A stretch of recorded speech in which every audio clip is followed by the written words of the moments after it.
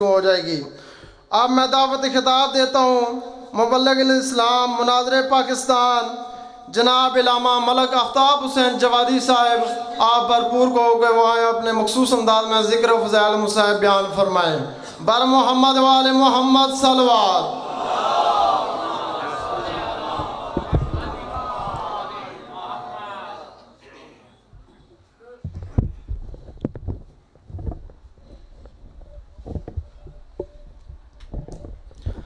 مومنین کی صحت و سلامتی کے لیے بآواز بلند صلوات۔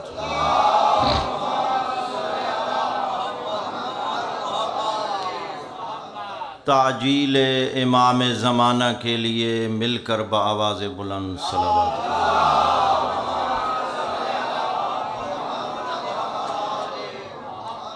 جہاں جہاں شیعان حیدر کرار آباد ہیں، ان کی عزت و ناموس اور محافظت کے لیے مل کر بآواز بلند صلوات پڑھیں۔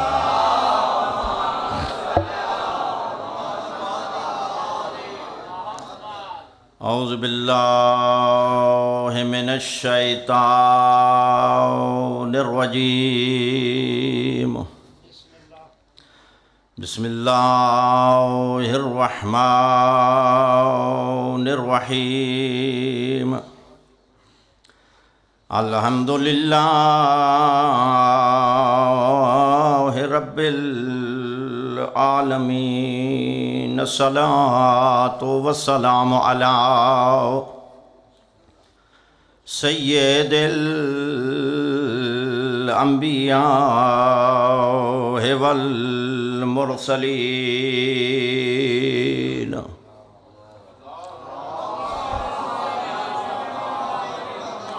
سیدنا و نبینا و شفیع ذنوبنا و طبیب قلوبنا، الذی من کان نبیا و آدم بین الماء والطین،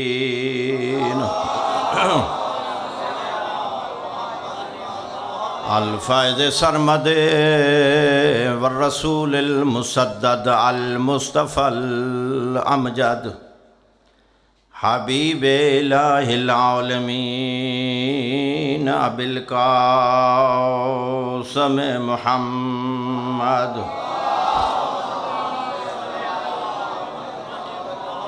وآل بیتہ الطیبین الطاہرین المعصومین،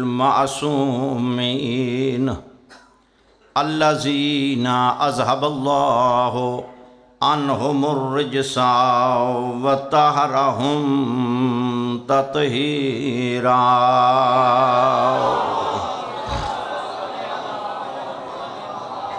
اما بعد فقد قال رسول اللہ صلی اللہ علیہ وآلہ وسلم، حب علی ایمان وبغضہ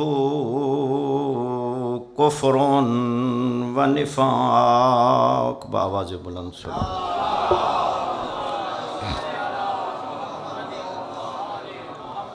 میرے واجب الاحترام دوستو، بزرگوں، ماشاءاللہ آپ صبح سے آل محمد کا ذکر سماعت فرما رہے ہیں، اور آج چیلم کا دن ہے۔ اس سلسلے میں آپ کی خدمت میں جو بھی معروضات پیش کروں گا، آپ بڑی دقت سے گوش گزار فرمائیں گے۔ مکتب اہل بیت، جس کو مکتب تشیع کہا جاتا ہے، یہ قرآن اور سنت کے مجموعے کا نام ہے۔ یہ وہ مکتب ہے جو علی سے لے کر مہدی تک ہم تک پہنچا، اور ان ہاتھوں سے پہنچا کہ جو ہاتھ دیانتدار تھے، اور جن ہاتھوں میں شریعت میں کوئی تغیر و تبدل نہیں ہوا۔ رسول اللہ سے لے کر مہدی منتظر تک مذہب مکتب اہل بیت آیا، اس کے بعد نواب اربع آئے، 4 نائب 12ویں لال ولایت کے، اور اس کے بعد مرجعیت کا سلسلہ شروع ہوا کہ اما الحوادث الواقعات فرجو فیہا الی روات حدیثنا، جو بھی تمہیں کوئی دین میں مشکل درپیش ہو کسی سے نہیں پوچھنا کہ نماز کا فلسفہ کیا ہے، نماز کیسے پڑھنی ہے، نماز کے احکام کیسے ہیں، فرجو فیہا الی روات حدیثنا، تم پر واجب ہے کہ ہمارے راویان حدیث جو مرجع ہیں، جو مجتہدین ہیں، ان کی طرف رجوع کرنا ہے۔ لہٰذا ہمارا مکتب عین اہل بیت کا مکتب ہے۔ نماز وضو سے لے کر نماز تک تمام وہی ہے جو آل رسول نے ہمیں بتایا۔ اس کے بعد جتنے احکام ہم تک پہنچے ان میں کوئی تغیر و تبدل نہیں ہوا۔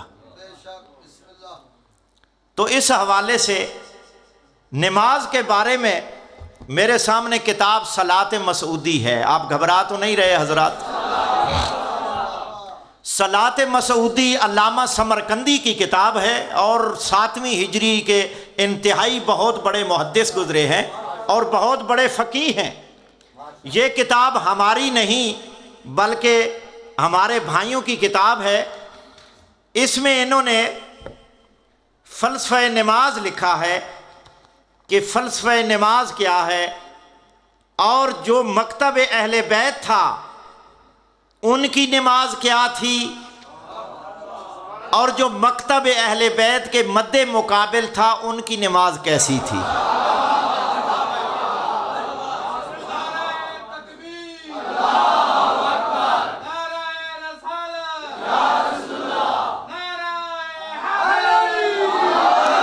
یہ میرے سامنے صلاۃ مسعودی ہے، طبع بمبئی، صفحہ 49 ہے۔ پہلی جلد میں یہ لکھتے ہیں کہ در ابتدائے اسلام ابو بکر صدیق رضی اللہ عنہ در نماز دست بر سینہ نہادے، کہ نماز حضرت ابو بکر جو نماز پڑھتے تھے وہ سینے پر ہاتھ رکھ کر نماز پڑھتے تھے۔ دل مناجات کر دے کہ خدا بندہ سینہ مرا از کینہ پاک گردان، ان کی مراد یہ ہوتی تھی کہ بار الہ میرے سینہ میں جو بغض اور عناد ہے اس کو نکال دے۔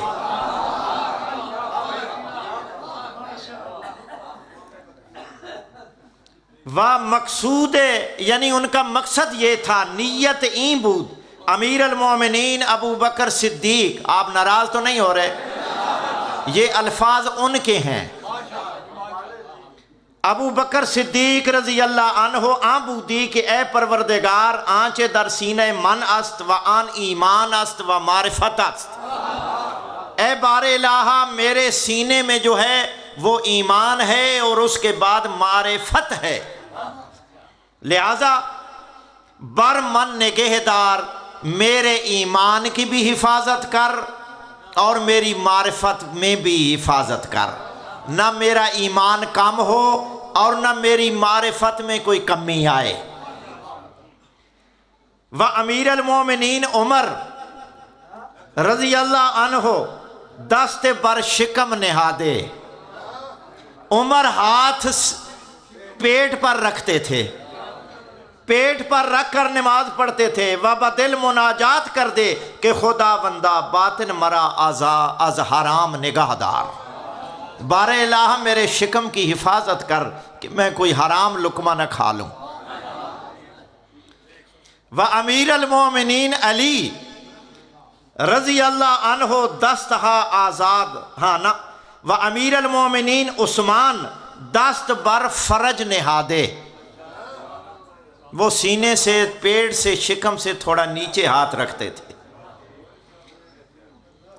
نیت وہ عام بودے کہ خدا بندہ فرج مرا از حرام نگاہ دار، بار الہ مجھے یہ میری حفاظت فرما، میری فرج کی، شرمگاہ کی، کہ یہ حرام سے بچے۔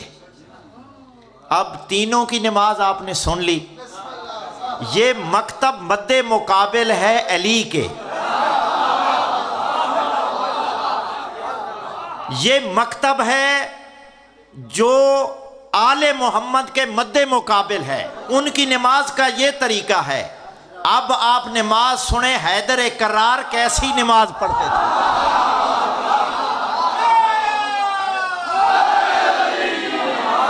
ہمارا مکتب ہے علی کا مکتب، ہمارا مکتب ہے حیدر کرار کا مکتب. کتاب ان کی ہو، صفحہ نمبر 49 نہ ہو، میں مجرم. اس میں یہ لکھتے ہیں وَأَمِيرَ الْمُؤْمِنِينَ علی رضی اللہ عنہ دستہا آزاد داشتے. ایک واحد شخصیت علی تھی جس کا خون رسول کا خون، لحموں کا لمی، دموں کا دمی. علی تیرا خون میرا خون، تیرا جسم میرا جسم.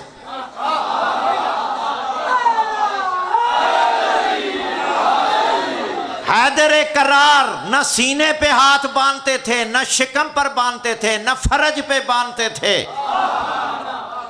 کہتے ہیں علی حیدر کرار جب نماز پڑھتے تھے تو اپنے دونوں ہاتھوں کو کھول دیتے تھے.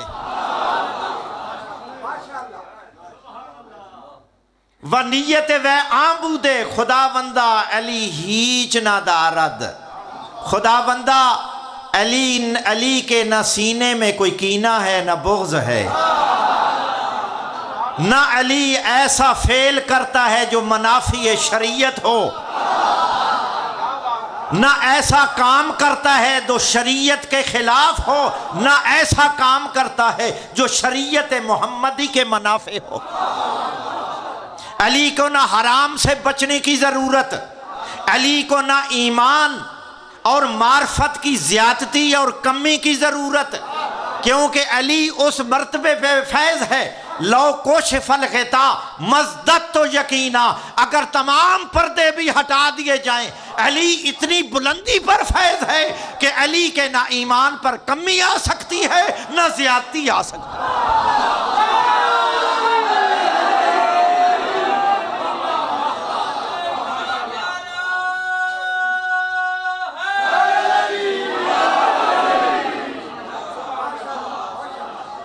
خدا بندہ علی ہیچ نہ دورد، علی کوئی نہیں رکھتا. وہ اور ہیں جن کے شکم پہ، جن کے سینے پہ شیطان کا غلبہ ہوتا ہے. اس لیے پیغمبر کو کہنا پڑا الشرک فیکم اخفی من دمیم النمل. ابو بکر تیرے اندر شرک چیمٹی کی رفتار سے بھی مخفی چلتا ہے. شرک والے اور ہیں، حیدر کرار معصوم ہیں. علی نماز ہاتھ کھول کر پڑھتے تھے. اے اللہ، علی کی کسی چیز کی ضرورت نہیں، بفضل تو امید بفضل تو دارت. علی پر تیرا فضل ہو، تیری رحمت ہو. وبدل مناجات کر دے. علی دل میں یہ خداوند عالم سے فرماتے تھے، کہتے تھے خدا بندہ دست و دل مرا از دنیا آزاد گردان. اے اللہ، علی کو دنیا کی ضرورت نہیں. یہ ہے ہماری نماز، یہ ہے مکتب اہل بیت کی نماز جو علی سے لے کر مہدی نے پڑھی اور تمام ائمہ نے پڑھی. اس مکتب پہ شک کرتا ہے کہ وہ علی جس کے والد ایماندار نہیں تھے، اور علی کی ماں کے بارے میں کہتا ہے کہ وہ ایماندار نہیں تھی. تجھے شرم نہیں آتی کہ علی کا کیا مقام ہے؟ اور وہ فاطمہ بنت اسد، میرے سامنے کتاب وسیلۃ النجات، مبین فرنگی محلی، حنفیوں کے بہت بڑے عالم یہ روایت کرتے ہیں، اور راوی بھی ثقہ ہیں. سمجھتے ہیں میری بات؟ سمجھ آ رہی ہے؟ راوی کہتے ہیں بندہ کوئی جھوٹ تو نہیں بول رہا. جو بندہ واقعہ بیان کر رہا ہے، واقعہ بیان کرنے میں کہیں جھوٹ تو نہیں بول رہا. لہٰذا جھوٹے بھی ہوتے ہیں. لہٰذا مکتب اہل بیت، مکتب تشیع جھوٹوں کا مذہب نہیں ہے۔ مکتب اہل بیت بے عمل لوگوں کا مکتب نہیں ہے، نمازیوں کا مکتب ہے۔ نماز کا اپنا مقام ہے، عزاداری کا اپنا مقام ہے۔ تو راوی کون ہے؟ عبد المطلب۔ وہ کہتے ہیں ہم کعبہ کے قریب بیٹھے تھے کہ اچانک فاطمہ بنت اسد آئی۔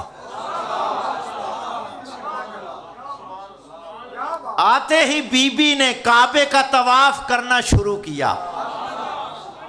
ہم دیکھ رہے تھے بی بی کی زبان ہل رہی تھی، بی بی طواف بھی کر رہی تھی، اور عباس بن عبد المطلب اور خاندان بنی ہاشم کے لوگ کہتے ہیں کہ ہم بی بی کے قریب گئے، بی بی یہ پڑھ رہی تھی رب انی مومنۃ بکا وبما جاء من عندک من رسل وکتب۔ بار الہا میں تیرے رسول پر ایمان رکھتی ہوں اور ان کتابوں پر ایمان رکھتی ہوں جو ان رسولوں پر نازل ہوئے۔ وَإِنِّي مُصَدِّقَةٌ بِكَلَامِ جَدِّ ابراہیم الخلیلہ۔ بار الہا میں اس اپنے جد امجد اپنے دادا ابراہیم کی کلام پر ایمان رکھتی ہوں۔ الذی بنا بیت العتیق، جس نے کعبہ کو بنایا ہے، میرا جد ہے جس نے کعبہ کو بنایا۔ پھر بی بی کے لفظ تبدیل ہوئے، وَبِحَقِّ الَّذِي بَنَا هَذَا الْبَيْتِ، اے اللہ اس کا واسطہ جس نے تیرے گھر کو بنایا۔ وَبِحَقِّ الَّذِي هَذَا الْمَوْلُودِ الَّذِي فِي عَشَائِ، بار الہا اس بچے کا واسطہ جو میرے شکم مبارک میں ہے۔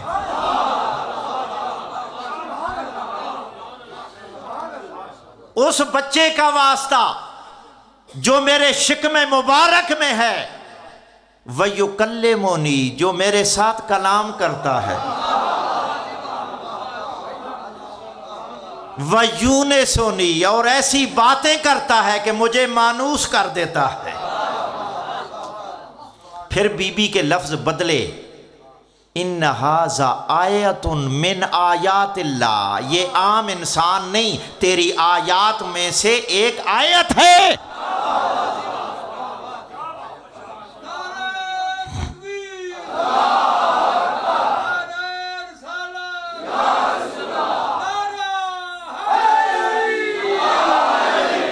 تیری آیات میں سے ایک آیت ہے، یسرت علی ولادتی، میری یہ مشکل حل فرما۔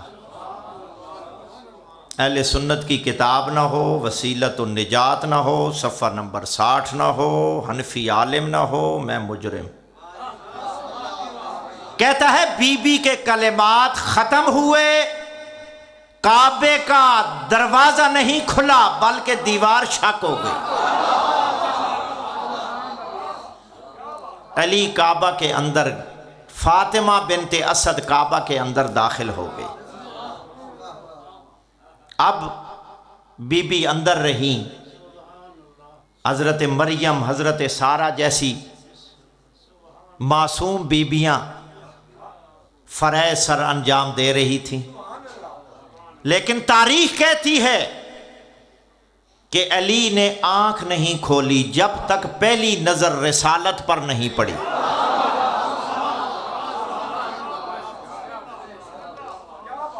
اور جب ماں کا دودھ نہیں پیا، جب پیغمبر اسلام کعبہ کے اندر آئے تو فاطمہ بنت اسد کہتی ہیں کہ علی نے نہ دودھ پیا ہے نہ آنکھیں کھولتا ہے۔ تو جب پیغمبر اسلام سامنے آئے تو نگاہ امامت اٹھی، پہلی نگاہ رسالت پر پڑی۔ اب علی نے جب نگاہ رسالت پر کی تو پیغمبر اسلام فرماتے ہیں والذی نفس محمد بیدہ، مجھے قسم اس ذات کی جس کے قبضہ قدرت میں محمد کی جان ہے، ابتدأ بالصحف التی انزلہ اللہ تعالی علی آدم، علی نے صحیفوں کو پڑھنا شروع کیا جو آدم پر نازل ہوئے تھے۔ علامہ جامی کی یہ کتاب میرے سامنے ہے، صفحہ نمبر 70 پہ ملا عبد الرحمن جامی۔ اور جب مولوی شرح جامی کافیہ کی شرح مدرسے میں شرح جامی نہ پڑھ لے وہ مولوی کہلانے کا حقدار نہیں ہے۔ یہ شرح جامی شواہد النبوت میں لکھتے ہیں کہ حیدر کرار ایک پاؤں رکاب پہ رکھتے تھے، ابھی دوسرا پاؤں رکاب تک نہیں جاتا تھا تو علی سورہ الحمد سے لے کر سورہ والناس تک پورا قرآن ختم کر دیتے تھے۔ اے ملا تجھے شرم نہیں آئی؟ 12 سال میں سورہ بقرہ یاد کرنے کے بعد اور دمبا صدقہ دینے والے اور ہیں، ایک رکاب پر پاؤں رکھتا ہے، دوسرے پر رکھنے سے پہلے الحمد سے لے کر والناس تک پورا قرآن پڑھنے والے اور ہیں۔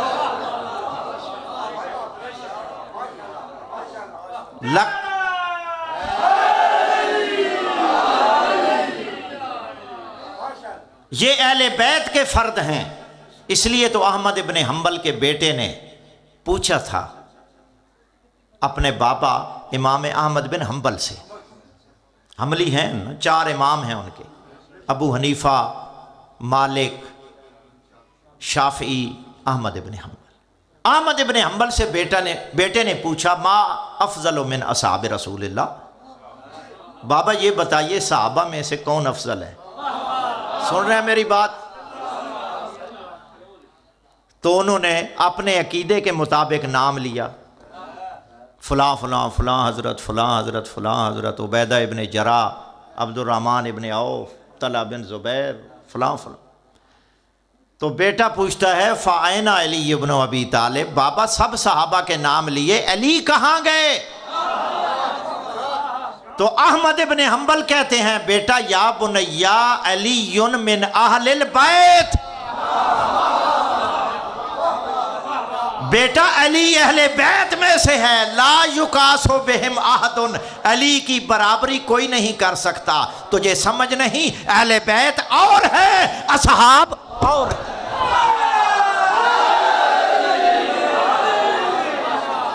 اب حیدر کرار نے پیغمبر اسلام فرماتے ہیں لقد ابتدا بالصحف التي انزلها اللہ تعالی علی آدم فقام بها ابنہ شیث، حیدر کرار نے جو حضرت آدم پر صحیفے نازل ہوئے اور جو ان کے نائب اور خلیفہ بنے حضرت شیث علیہ السلام پر نازل ہوئے، مولا کائنات نے ان تمام صحیفوں کو پڑھنا شروع کیا، من اول حرف فیہا الی آخر حرف فیہا، تمام صحیفوں کو ابتدا سے لے کر آخر تک پڑھا، حتی لو اقر شیث، اگر شیث بھی وہاں کعبہ کے اندر ہوتے تو وہ اقرار کرتے لَأَقَرَّ لَهُ أَنَّهُ أَحْفَظُ لَهَا مِنْهُ، میں اقرار کرتا ہوں صحیفے تو مجھ پر نازل ہوئے، میرے بابا آدم پر نازل ہوئے، لیکن میں جانتا ہوں کہ جتنا ان صحیفوں کا علی حافظ ہے نہ میں حافظ ہوں نہ میرا بابا آدم۔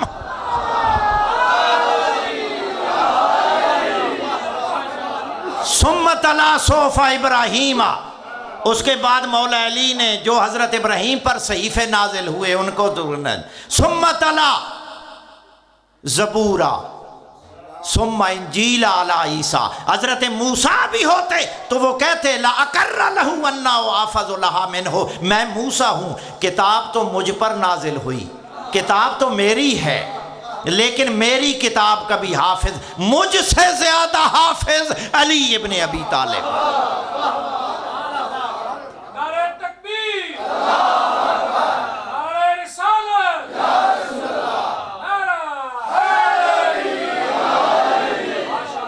پچھلوں کو بھی سمجھ آ رہی ہے میری بات کی؟ زبور کو پڑھا، لو اقر لأنہ افضل لها منہ، حضرت داؤد بھی ہوتے تو وہ کہتے کہ واقعی کتاب تو مجھ پر نازل ہوئی ہے، لیکن جو علی نے پڑھی ہے جو علی نے جس طرح پڑھی ہے، جس طرح علی کو یاد ہے اتنی مجھے بھی یاد نہیں ہے۔ اس کے بعد پھر انجیل کو پڑھا۔ حضرت عیسیٰ علیہ السلام بھی ہوتے تو وہ اقرار کرتے۔ اس کے بعد فرماتے ہیں ثم قرأ القرآن الذی انزل علیہ۔ علی کا مقابلہ کرتے ہو، مکتب اہل بیت کا مقابلہ کرتے ہو۔ پیغمبر اسلام فرماتے ہیں جب تمام کتابیں پڑھ چکے، صحیفے پڑھ چکے، علی نے میری موجودگی میں نے قرآن الحمد سے لے کر والناس تک جو مجھ پہ نازل ہوا علی نے پڑھنا شروع کر دیا۔ کہتے ہیں جی اس وقت تو قرآن نازل ہی نہیں ہوا تھا۔ میں کہتا ہوں قرآن لوح محفوظ پر موجود ہے۔ شیخ صدوق رحمت اللہ علیہ نے بھی معنی الاخبار میں اس کو لکھا ہے، علامہ باقر مجلسی نے بھی بہار الانوار میں اس کو لکھا ہے، سند کے ساتھ لکھا ہے، اور سند بالکل صحیح ہے، راوی بالکل پکے ہیں۔ لہذا قرآن سب سے پہلے لوح محفوظ پر موجود تھا۔ اور آپ کتابیں پڑھیں بزرگان دیوبند کی، کہتے ہیں جی ہمارے مدنی صاحب صبح کی نماز کے بعد لوح محفوظ کا مطالعہ کرتے ہیں۔ ملا تجھے سمجھ نہیں آئی؟ تیرا ملا لوح محفوظ کا مطالعہ کرتا ہے تو حیدر کرار اگر پورا قرآن پڑھ دے پہلے تو تجھے اعتراض کس بات کا ہے؟ دو جنگیں ہوئیں، دو جنگیں، ایک 36 ہجری میں اور ایک 37 ہجری میں۔ میری بات سمجھ رہے ہیں سب حضرات؟ میری گفتگو سب حضرات کو سمجھ آ رہی ہے؟ ایک 36 ہجری میں اور ایک 37 ہجری میں۔ 656 عیسوی بنتی ہے اور 657 عیسوی بنتی ہے جنگ صفین۔ 37 میں جنگ صفین ہوئی، 36 میں جنگ جمل ہوئی۔ سب کو یاد ہے، ہر ایک کو یاد ہے۔ تو جنگ جمل میں، جنگ صفین میں جو جنگ جاری تھی تو صحابہ کرام کو پیاس لگی۔ مولا کائنات کے صحابہ پر جنگ سے تھک گئے تو پیاس کا غلبہ ہوا۔ بڑے بڑے بہادر، حضرت اشتر جیسے بہادر، حضرت عمار ابن یاسر جیسے مضبوط آدمی، اور پیغمبر نے فرمایا ستقتلک الفئۃ الباغیہ، اے عمار، بخاری کی حدیث ہے کہ اے عمار تجھے باغی گروہ قتل کرے گا، تو ان کو جنت کی طرف بلائے گا اور وہ جہنم کی طرف بلائیں گے۔ یہ بخاری کی حدیث ہے، بخاری میں 2 مقامات میں آئی ہے۔ لہذا نبی کریم نے پہلے ہی بتا دیا تھا کہ جو بھی علی کے مقابلے میں آئے گا وہ جہنمی ہے۔ بڑے بڑے صحابہ موجود، پیاس کا غلبہ ہوا، دوڑے جنگ صفین میں۔ اس وقت پانی نہیں تھا وہاں دیکھا ایک راہب رہتا تھا وہاں۔ یہ میرے سامنے ہے شواہد النبوت فارسی کی، صفحہ 164 پہ یہ واقعہ لکھا ہے، اور جو میں بیان کروں گا وہ یعنی کتاب سے، اور کتاب بھی ہماری نہیں، ہمارے بھائیوں کی کتاب ہے، اور بڑی ذمہ داری سے بیان کر رہا ہوں۔ اس میں یہ واقعہ ہے کہ وہاں راہب کا ڈیرا تھا۔ راہب شادی نہیں کرتے، جو آپ یعنی ناراض نہ ہونا، میں تو یعنی حق بات کہہ دیتا ہوں کہ جو کہتے ہیں نا کہ راہب کو 7 بیٹے عطا کر دیے امام حسین علیہ السلام نے، وہ یعنی غلط ہے۔ راہب شادی ہی نہیں کرتا، وہ شادی نہیں کرتے، راہب شادی ہی نہیں کرتا، تو بیٹے کہاں سے آئیں؟ لہٰذا وہ جنگل میں بیٹھا ہوا تھا۔ صحابہ کرام نے اس سے پوچھا کہ کوئی پانی یہاں مل سکتا ہے؟ آپ ناراض تو نہیں ہو رہے؟ سمجھ رہے ہیں میری بات؟ صحابہ کرام نے پوچھا اسے، اس نے کہا پانی تو ہے لیکن 1.5 میل تمہیں جانا پڑے گا، 1.5 میل کے فاصلے پر پانی ہے۔ تو صحابہ کرام نے، حضرت مالک اشتر نے آ کر حیدر کرار سے بات کی کہ مولا ہمیں پیاس کا غلبہ ہے، ہم نے اس رائب سے پوچھا ہے کہ پانی یہاں کوئی نزدیک ہے، تو اس نے کہا کہ 1.5 میل فاصلے پر ہے۔ تو حیدر کرار سواری پر سوار تھے، تو مولا کائنات نے کہا یہاں سے کھودو، پانی یہاں ہے، پانی یہاں ہے۔ میری موجودگی میں، مشکل کشا کی موجودگی میں آپ اتنے دور جائیں، میں جو موجود ہوں، یہاں سے زمین کھودو۔ صحابہ کرام نے زمین کو کھودنا شروع کر دیا، نیچے سے بہت بڑا پتھر نظر آیا، کھودنے کے بعد پتھر نظر آیا۔ اب صحابہ کرام نے دیکھا، حضرت عمار یاسر نے مشورہ دیا کہ یہ کرو کہ پتھر کو، اتنا بڑا پتھر ہے، پتھر کے نکروں کو دیکھو کہ وہ کہاں ہے، وہاں سے پکڑ کر ہم پتھر کو اٹھا لیں، لیکن پانی ادھر ہے۔ جو بات مولا کائنات کہیں وہ یقینی ہوتی ہے، لہذا یہ حیدر کرار کے صحابی تھے، اور وہ بھی تھے رہے تو ساتھ، لیکن کبھی نبوت میں شک، کبھی پیغمبر اسلام کی گفتار پر شک، تو ان کو یقین تھا کہ پانی ہے ادھر۔ نکالا پتھر، ان کے جو کنارے تھے وہ ان کو مل گئے۔ اب تمام صحابہ کرام نے زور لگایا، سننا میری بات، سورے پتھر نہ ہل سکا۔ حضرت محمد حنفیہ جیسا بہادر، علی کا لخت جگر، یہ ہے نا، حضرت محمد حنفیہ میں اتنی طاقت تھی کہ اس لوہے کو وہ اس طرح کر دیتے تھے، اتنی ہاتھوں میں جرأت تھی محمد حنفیہ میں۔ زور لگایا، نہیں ہلا۔ حضرت عمار آئے، محمد حنفیہ آئے، بڑے بڑے صحابہ، سب صحابہ نے مل کر زور لگایا، نہیں۔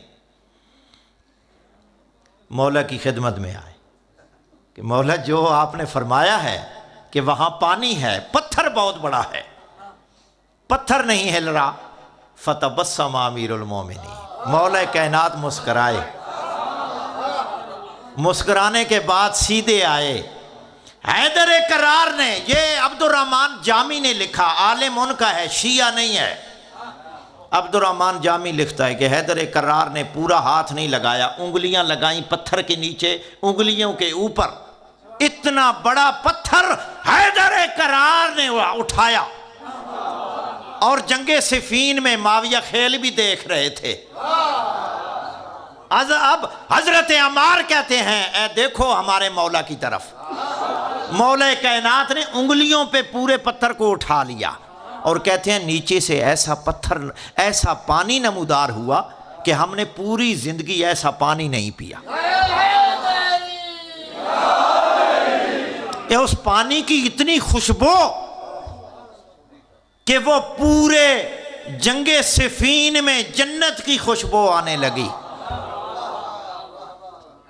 تو مولا کائنات کے صحابہ، جنگ صفین کے بہادر شاہ سوار کہتے ہیں کہ ہم نے ایسا پانی نہ پوری زندگی پیا ہے اور نہ ہی کبھی دیکھا ہے، اتنا ذائقہ اور اتنا اچھا پانی۔ تو انہوں نے مشکیں بھی بھر لیں۔ اس کے بعد حیدر کرار نے فرمایا کہ اب یہ پتھر اس پانی کے اوپر رکھ دو۔ صحابہ کرام نے مل کر اس پتھر کو اوپر رکھا، اوپر سے مٹی ڈالی۔ اب وہ جو رائب تھا یہ ماجرا دیکھ رہا تھا۔ یہ میرے سامنے شواہد النبوت ملا جامی کی کتاب ہے، صفحہ نمبر 164 پہ لکھتا ہے کہ وہ رائب کہتا ہے، آیا شما پیغمبر مرسل ہستی؟ آیا آپ کوئی پیغمبر مرسل ہیں؟ حیدر کرار کہتے ہیں نہیں، پیغمبر مرسل نیستا ہوں، میں پیغمبر مرسل نہیں ہوں۔ آیا ملک مقرب ہستی؟ آئے کوئی بہت بڑے مقرب فرشتے ہیں؟ حیدر کرار نے کہا نہیں، ملک مقرب بھی نہیں ہوں، چھما کے ہستی۔ تو مولا کائنات نے فرمایا منم وسیع پیغمبر مصطفیٰ ہستم۔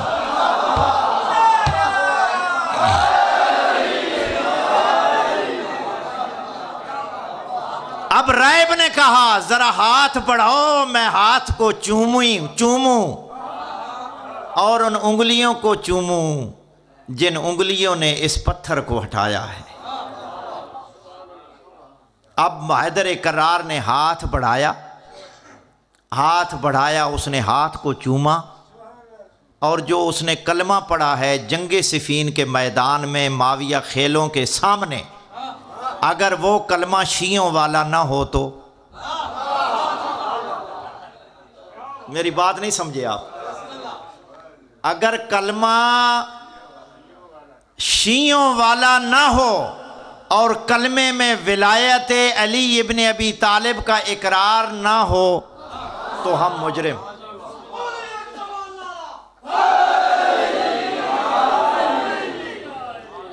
یہ میرے سامنے کتاب ہے، جب حیدر کرار نے کلمہ ہاتھ چوما، اس نے جو کلمہ پڑھا اس نے رائب نے، وہ سنو گے؟ کہتا ہے رائب گفت دست بیار، کہ اپنا دست، اپنا ہاتھ مبارک آگے کریں کہ مسلمان می شوام، کہ میں مسلمان ہو جاؤں، میں چوموں ہاتھ کو۔ حضرت امیر کرم اللہ وجہہ،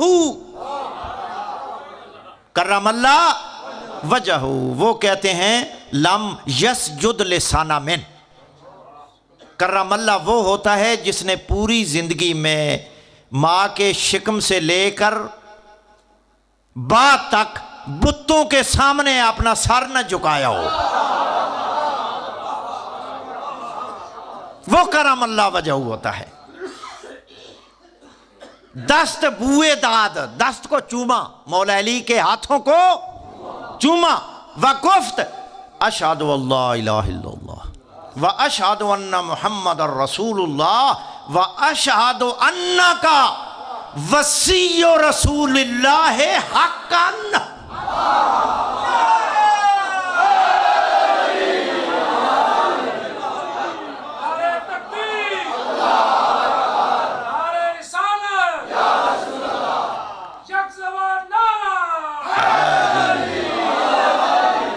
شیعوں کے کلمہ پر اعتراض کرنے والے آج مولا کائنات کی موجودگی میں کلمے میں مولا علی کا نام لے رہا ہے، لیکن حیدر کرار نہیں کہتے کہ نہیں میرا نام نہ لے، کلمہ یہی ہے جو تم محمد الرسول اللہ تک ہے، بلکہ اس نے تسلیم کیا کہ آپ یقیناً وصی مصطفیٰ ہیں۔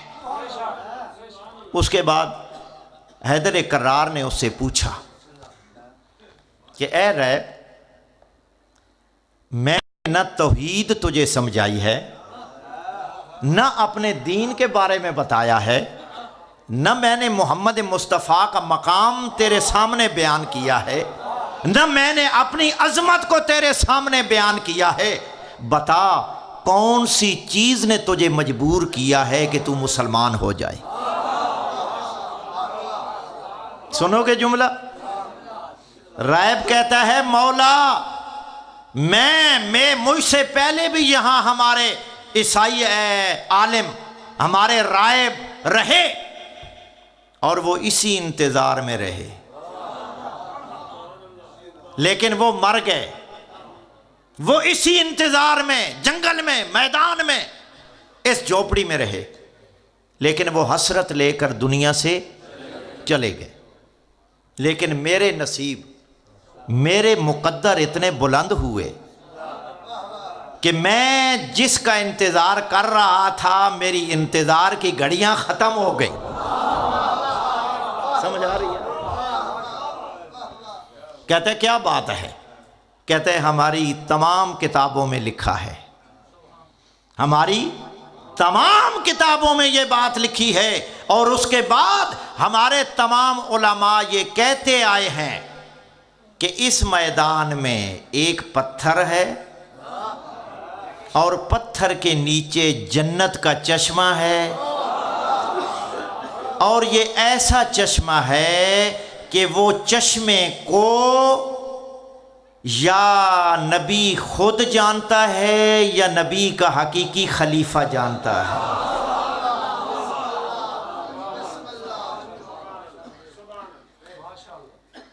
اور اس چشمے کے اوپر ایک پتھر ہے، وہ کائنات میں کوئی بچہ ماں نے جنا نہیں، پیدا نہیں کیا جو اس پتھر کو ہٹا سکے، یا وہ آخری نبی محمد ہٹا سکتا ہے یا اس کا حقیقی خلیفہ اور وسیع ہٹا سکتا ہے۔ مسلمان تجھے سمجھ نہیں آئی؟ اگر علی کو خلیفہ بلا فصل مان لیتا تو آج مسلمانوں میں اختلاف ہی نہ ہوتا۔ علامہ عبد الرحمن جامی لکھتا ہے کہ اس نے کہا کہ میں اسی انتظار میں تھا، لیکن جب آپ نے اشارہ کیا کہ پانی یہیں پہ ہے، میں سمجھ گیا کہ یہ کوئی عام شخصیت نہیں ہے، اور آپ کے چہرے سے نور ٹپک رہا تھا، آپ کا چہرے سے نور عرش کی طرف جا رہا تھا، تو میں سمجھ گیا کہ یہ بندہ ادھر کا نہیں ہے، یہ بندہ تو ادھر کا ہے، اس بندے کا رابطہ ادھر سے نہیں ہے، یہ تو عرش کا بندہ ہے۔ اس لیے فرماتے تھے انی عالم و بے طورو کے سمائے من طورو کے الارض، مجھ سے پوچھو میں زمین کے راستوں سے آسمان کے راستے زیادہ جانتا ہوں۔ فلکیات کے بارے میں پوچھو، کہکشاں کے بارے میں پوچھو، چاند کا فیصلے کے بارے میں پوچھو، آسمان کے بارے میں جو کچھ پوچھنا چاہو پوچھو، تمہارا سوال ختم نہیں ہوگا، علی کا جواب پہلے آ جائے گا۔ کہتا ہے میں انتظار میں تھا، جب آپ نے پتھر ہٹایا تو مجھے یقین ہو گیا کہ یہ وہی بندہ ہے جس کی میں انتظار کر رہا تھا۔ تو اس نے، ملا جامی لکھتے ہیں کہ وہ مسلمان ہو گیا اور پھر کہا مولا میں آپ کا غلام بن گیا، اب مجھے اجازت دیں کہ میں تیرے دشمنوں سے، معاویہ خیلوں سے جنگ نہ لڑوں،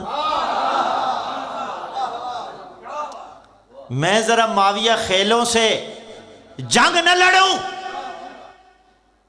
حیدر کرار نے کہا تو ابھی آیا ہے، حوصلہ کر، تو کہتے ہیں نہیں مجھے جلدی چاہیے۔ حیدر کرار نے کہا ادھر دیکھا تو کہتا ہے یہ تو بہت شاندار محل ہے، ایسا محل تو میں نے پوری دنیا میں نہیں دیکھا۔ حیدر کرار نے کہا یہ جنت میں تیرا محل قائم ہو چکا ہے۔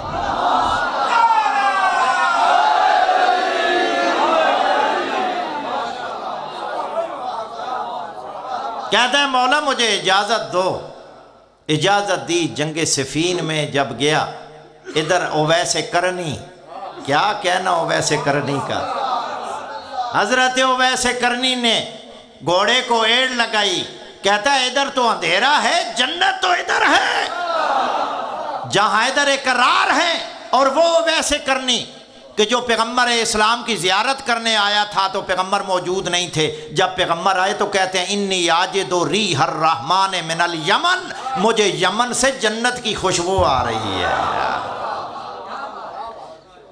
ویسے کرنی لڑا، کئی معاویہ خیلوں کو واصل جہنم کیا، آخری درجہ شہادت پر فیض ہو گیا، اور مولا علی نے جسد مبارک اٹھایا اور جنازہ خود پڑھا۔ جنازہ جنگ صفین میں پڑھا گیا اور وہیں دفن ہوا۔ کتنا خوش نصیب تھا وہ، کتنا مقدر والا تھا کہ وہ درجہ شہادت پر فیض ہو گیا۔ لیکن کچھ محلات حسین نے بھی کربلا میں دکھائے تھے.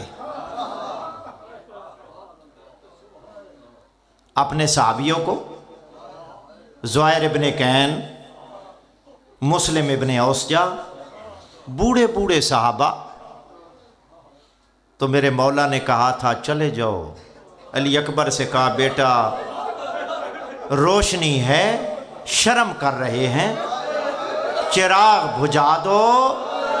میں حسین نہیں چاہتا کہ میری وجہ سے یہ موت کے گھاٹ اتار دیے جائیں، لہذا بیٹا چراغوں کو گل کر دو. پھر امام نے فرمایا کہ آج کوئی جانا چاہتا ہے تو چلے جاؤ. لیکن بوڑھے بوڑھے صحابہ اٹھے، کہتے ہیں مولا ہمیں اگر جلا بھی دیا جائے، پھر زندہ کر دیا جائے، پھر ہماری لاش کو جلا دیا جائے، لیکن ہم آپ کو نہیں چھوڑ سکتے. اس وقت امام نے فرمایا تھا اے میرے صحابیوں، جب مجھے نہیں چھوڑ سکتے تھے، آؤ دیکھو اپنے محلات. جنگ صفین میں حیدر کرار نے محل دکھایا اپنے غلاموں کو، اور میدان کربلا میں حسین نے دکھایا اپنے محل. لیکن عزادارو، 3 ایسی لاشیں تھیں جن کو تلاش کرنے میں حسین کو بڑی تکلیف اٹھانا پڑی. پہلا لاشا اکبر کا تھا. میدان کربلا میں جب اکبر نے زین چھوڑی، ہائے کربلا میں اندھیرا چھا گیا، تاریکی چھائی، کربلا میں زلزلہ آیا.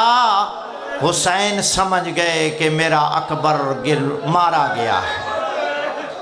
اب جب چلے کبھی گرتے ہیں، پھر اٹھتے ہیں، پھر گرتے ہیں، پھر اٹھتے ہیں، اور کہتے ہیں شامیوں میری آنکھوں کا نور گم ہو گیا ہے، شامیوں مجھے بتاؤ میرا اکبر کہاں گرا ہے، مجھے کوئی نظر نہیں آتا. عزادارو، دوسرا لاشا عباس، امام حسین کی کمر کے زور عباس کا لاشا تھا. عباس کی لاش کو تلاش کرنے میں حسین کو بڑی مشکل پیش آئی. عزادارو، تم سمجھتے ہو کہ حسین ایسے ہی عباس کی لاش پر پہنچ گئے تھے؟ بلکہ حسین کو جنگ کرنا پڑی اور لشکروں کو واصل جہنم کرنا پڑا تو عباس کی لاش پر آئے.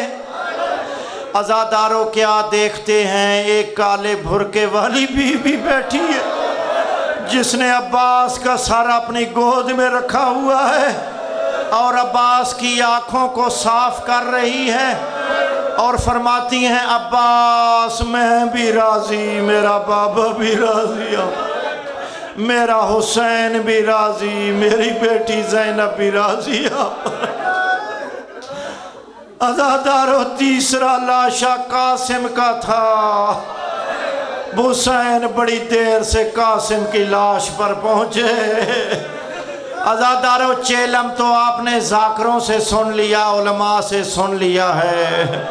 میں آج اس لاش کا ذکر کرنا چاہتا ہوں کہ جس کی لاش کے ٹکڑے ٹکڑے ہو گئے تھے. حسین کو انتہائی مشکل سے وہ لاش کے ٹکڑے اٹھانے پڑے. عزادارو، سنو گے جملہ؟ حسین نے جب بیٹے کے، اپنے بھائی حسن کے لخت جگر کے لاش کے ٹکڑے دیکھے تو کہتے ہیں قاسم مجھے معاف کرنا بیٹا، میں بڑی دیر سے تیری لاش پہ پہنچا، تیری لاش ٹکڑے ٹکڑے ہو گئی ہے. عزادارو، اب حسین نے، مقاتل کے علماء نے لکھا ہے، اب حسین نے لاش ٹکڑوں کو اٹھانا شروع کیا. ایک ٹکڑے کو اٹھاتے تھے، دوسرے ٹکڑے سے آواز آتی تھی لبیک لبیک لبیک. جب دوسرا ٹکڑا اٹھاتے تھے اس سے آواز آتی تھی لبیک لبیک۔ حسین لاشیں اٹھا اٹھا کر تھک چکے تھے۔ ایک تو اکبر کی لاش نے داڑھی سفید کر دی تھی، عزاداروں اب لاشیں تو نہیں اٹھا سکتے تھے، اب بڑی مشکل سے قاسم کی لاش کے ٹکڑوں کو گڈڑی میں ڈالا اور گڈڑی کو اٹھایا۔ جب خیمہ کے قریب پہنچے، بکا بکان شدیدن حتی خرجن النساء، حسین تڑپ تڑپ کر رونے لگے کہ حتیٰ کہ بیبیاں خیموں سے در خیمہ پر آ گئی۔ کیا دیکھا؟ حسین نے گڈڑی اٹھائی ہوئی ہے۔ قاسم کی ماں نے سمجھا کہ میرے لال کی لاش نہیں لائے۔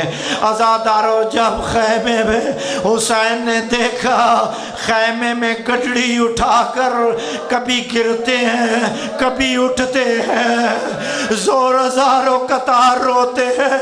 عزاداروں جب خیمہ کے اندر آئے، ام فروہ نے کہا حسین میرے لال کی لاش نہیں لائے۔ حسین نے کہا ام فروہ لایا تو ہوں لیکن تو برداشت نہیں کر سکے گی۔ اجرکم اللہ، سوائے غم حسین کے کوئی غم نہ دیکھو۔ جن کو رونا نہیں آ رہا وہ رونے کی شکل بنائے۔ یہ مغفرت کا وقت ہے، اپنے گناہوں کی معافی طلب کرو۔ عزاداروں مقاتل کے علماء نے، علامہ دربندی نے، علامہ جعفر نقدی نے، علامہ دربندی نے یہ جملے لکھے۔ عزاداروں جب حسین نے گڈڑی کھولی، ام فروہ نے ٹکڑے دیکھے اور دوڑی، کہتی ہے زینب و کلثوم آؤ میری قربانی قبول ہو گئی، آؤ میرے بھائی میرے لخت جگر کے ٹکڑے دیکھو، میری قربانی قبول ہو گئی۔ عزادارو حمید ابن مسلم کہتا ہے رأیت منہن جاریتن عاصرت النار و ناشرت الشعر۔ حمید ابن مسلم کہتا ہے میں نے ان بیبیوں کے جھرمٹ میں ایک بچی کو دیکھا جس کے سر کے بال کھلے ہوئے تھے، بالوں میں نالین نہیں تھے، اور قاسم کی لاش پر رو رہی تھی، وہی تبکی وتقولو، اور بڑے دردناک بین کر رہی تھی اور کہہ رہی تھی یبن امی، ہائے میری ماں جائے، قتل اللہ من قتلوگا، اللہ ان کو قتل کرے جس نے تجھے ٹکڑے ٹکڑے کیا ہے۔ عزادارو حمید ابن مسلم کہتا ہے فجات فن کبت علیہ، میں نے دیکھا اس بچی نے اپنے آپ کو قاسم کے ٹکڑوں پر گرا دیا۔ میں نے پوچھا من ہی، لوگوں مجھے بتاؤ یہ بچی کون ہے؟ تو لوگوں نے کہا ہی اخت القاسم، تو نہیں جانتا یہ قاسم کی بہن ہے۔ عزادارو اب بیبیاں رو رہی ہے، بچی نے ایک بوٹی کو اٹھایا، اپنے بھائی کی بوٹی کو اٹھایا۔ دعا کرو کوئی بہن اپنے معصوم بھائی کی لاش کو ایسے نہ دیکھے جیسے قاسم کی بہن نے دیکھا۔ عزادارو اب حسین نے بچی کو جدا کرنے کی بڑی کوشش کی لیکن بچی جدا نہیں ہوئی۔ اب میرے مولا نے بڑے پیار سے بچی کو جدا کیا۔ میں کہتا ہوں ہائے سکینہ تیری قسمت، ہائے سکینہ تیرے نصیب، جب تو بابا کے کٹے ہوئے گلے سے کہہ رہی تھی بابا میرے دور اتارے گئے، میرے کان زخمی ہوئے، میں کس کے سینے پر سوؤں گی؟ بابا رات اندھیری ہے، بابا کہاں چلے گئے، میری حفاظت کرنے والا کون ہے؟ آئے سکینہ تیری قسمت۔ عزادارو سنو گے جملہ، اجرکم اللہ، سوائے غم حسین کے کوئی غم نہ دیکھو۔ اب حسین نے دیکھا کہ اسی طرح اگر بیویاں ماتم کرتی رہی تو اندیشہ ہے کوئی مستور مر نہ جائے۔ اب حسین نے آہستہ آہستہ قاسم کے ٹکڑوں والی گڈڑی کو اٹھانا شروع کر دیا۔ مستورات بے ہوش تھی، رو رہی تھی۔ عزادارو سنو گے جملہ، حسین نے بڑی مشکل سے وہ گڈڑی اٹھائی، در خیمہ سے نکلے، میرا مظلوم امام گر پڑا۔ گرنے کے بعد بڑی مشکل سے کمر کو تھاما اور اٹھ کر پھر گڈڑی کو اٹھایا۔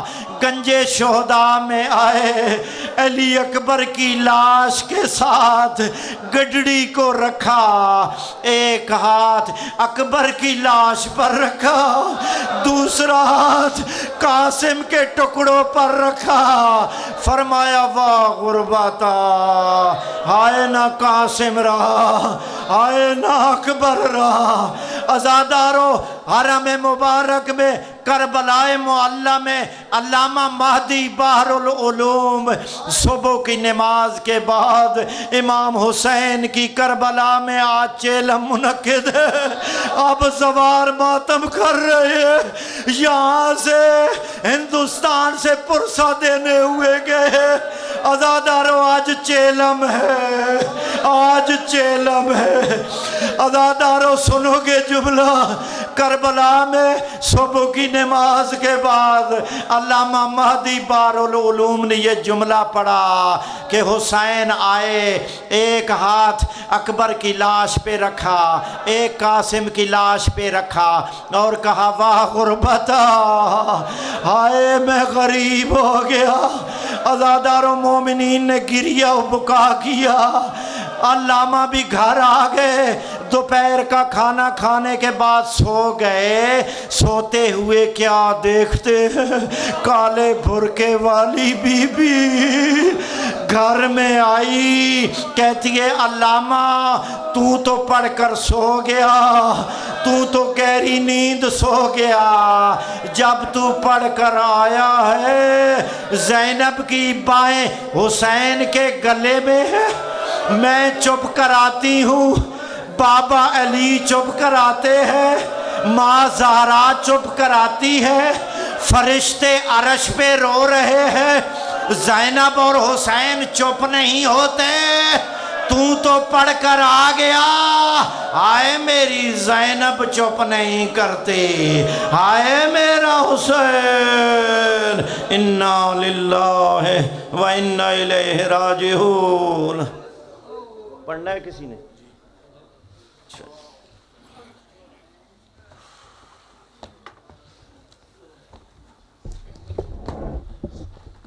مومنین کرام، اب آپ کے سامنے ذاکر اہل بیت سے ضمیر حسین شاہ اسلام آباد اپنے مخصوص انداز میں ذکر فضائل مصاحب آل محمد بیان فرمائیں گے، اور ان کے بعد وقفہ جلوس شبیہ ذوالجناح برآمد ہوگا، جو کہ اپنے مقررہ راستوں سے ہوتے ہوئے امام برگاہ میں اختتام پذیر ہوگا۔ ان کی آمد کے لیے بر محمد و آل محمد بلندر صلوات۔